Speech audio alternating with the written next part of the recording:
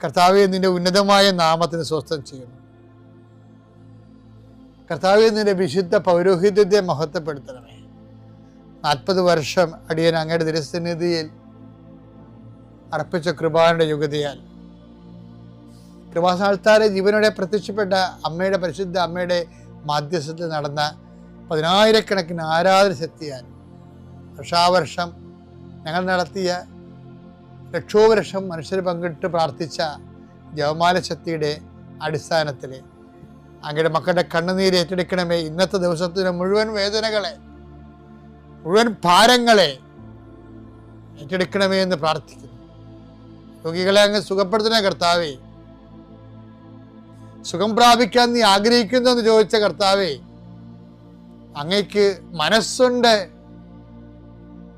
എന്നെ സുഖമാക്കാൻ കഴിയുമെന്ന് പറഞ്ഞ കുഷ്ഠരോഗിയുടെ കൂടെ ഞങ്ങൾ പ്രാർത്ഥിക്കുന്നു. എനിക്ക് മനസ്സുണ്ട്, നീ സൗഖ്യമുള്ളവനാവുകയെന്ന് നീ കുഷ്ഠരോഗിയോട് പറഞ്ഞു. വെള്ളമിളകുമ്പോൾ എന്നെ വെള്ളത്തിലേക്ക് എനിക്ക് ആരുമില്ലെന്ന് ബെത്സയിദയിലെ രോഗി പ്രാർത്ഥിക്കുമ്പോൾ ഞാൻ നിനക്കുണ്ടെന്ന് നീ മറുപടി പറഞ്ഞു. ഞങ്ങളുടെ രോഗങ്ങളാണ് അവൻ ഏറ്റെടുത്തത്. പാപങ്ങൾക്ക് വേണ്ടി അവൻ പരിഹാരം ചെയ്തു എന്നല്ല ചെയ്ത കർത്താവേ, നിന്റെ പേരാണ് ഞങ്ങളുടെ രക്ഷകൻ എന്നുള്ളത്. നിന്റെ രക്ഷയുടെ വലതുകരം ഈ പ്രാർത്ഥന കൂടുന്ന കുടുംബങ്ങളെ വെക്കണമേ എന്ന് പ്രാർത്ഥിക്കുന്നു. ഞാൻ രക്ഷയുടെ ആണിപ്രതാർന്ന അത്ഭുതകരം രോഗങ്ങളെ വെക്കണമേ എന്ന് പ്രാർത്ഥിക്കുന്നു. കർത്താവേ, അങ്ങയുടെ മക്കള് ഇന്ന് യാത്ര ചെയ്യുന്ന ഓരോ സ്ഥലങ്ങളും, അങ്ങയുടെ മക്കള് ഇന്ന് ഒപ്പിടുന്ന ഓരോ രേഖകളും, അങ്ങയുടെ മക്കള് ഇന്ന് കൈമാറുന്ന രേഖകള് എല്ലാം നീ ആശീർവദിക്കണേ കർത്താവേ.